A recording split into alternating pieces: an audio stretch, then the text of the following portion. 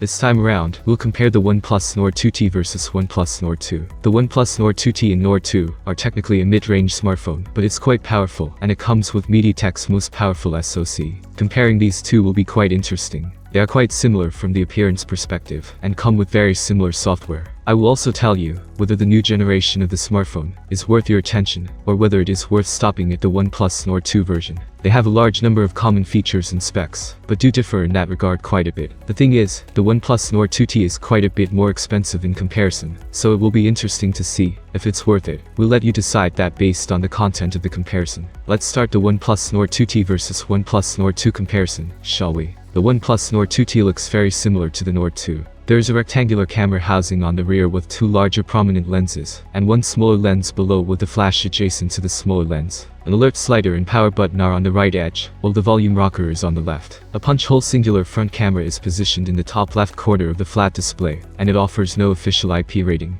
The Nord 2T has a rectangular camera housing on the rear and looks pretty much how the Nord 2 looks, but its third lens sits centrally below the other lenses in the housing on the rear with the flash. The housing is also slightly wider than the Nord 2. The alert slider, power button and volume rocker are all in the same position as the Nord 2's, and there is a single punch-hole camera in the top left of the flat display again. There is no official IP rating on the Nord 2T either, and like the Nord 2, it has a glass rear and a plastic frame. In terms of physical size, the Nord 2 is almost identical to the Nord 2T, though fractionally shorter, narrower and slimmer. The OnePlus Nord 2T and Nord 2 come with a 6.43-inch AMOLED display with a Full HD Plus resolution that is 2400 by 1080, resulting in a pixel density of 410 ppi. As you can see, these screens are identical in size and technology. Therefore, I did not find much difference here. The OnePlus Nord 2T and Nord 2 come with a 90Hz refresh rate. There is an under-display fingerprint sensor on both phones. That display also supports HDR10+ content and is protected by the Gorilla Glass 5. Both displays are flat and have a display camera hole in the same spot. In regards to general display performance, both of these panels are really good. They're quite bright and offer punchy colors. The blacks are deep, as you'd expect out of OLED displays. The colors are well tuned here, as these two panels are amongst the Full HD displays on the market. Both displays are also more than sharp enough, and most of you won't even notice the difference between them and QHD Plus panels. The OnePlus Nord 2 runs on the MediaTek Dimensity 1200 chipset, which is said to be similar in performance to the Qualcomm Snapdragon 870.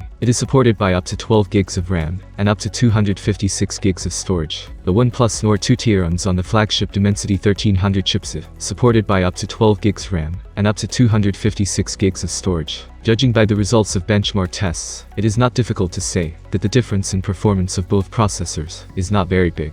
Android 11 comes pre-installed on both phones, with OnePlus's OxygenOS skin. Do note that the software is almost identical between these two phones, and it's quite good. OnePlus does add some useful features to the table, as it has been doing for years now. When it comes to regular everyday tasks, both of these phones do a wonderful job. They open apps really quickly, they're excellent at multitasking. Consuming multimedia is a joy, while their displays are large enough for split-screen functionality as well, and that aspect works great as well. Basically whatever you can think of, these two phones can do really well. They're even excellent when it comes to gaming, while the Nord 2 does get slightly warmer in such situations. Neither phone gets too warm, though, not at all. The OnePlus Nord 2T and Nord 2 have wide, ultra-wide, and monochrome cameras as well, and all of them are identical in comparison. It includes 50-megapixel wide, and 8-megapixel ultra-wide, and 2-megapixel monochrome cameras. So, are these cameras any good? Well, both phones generally do a good job. Both phones tend to do a really great job in good conditions, with plenty of light, and so on. Both cameras are good, in general, but they're not exactly the best on the market, not even close to that. Most people will be more than happy with the camera performance, though. Both devices offer a 4500 mAh battery. The OnePlus Nord 2T and Nord 2 does have the same display, with the same refresh rate, so it does offer the same battery life, right? Well, yes, in most cases, but the difference is not that big at all.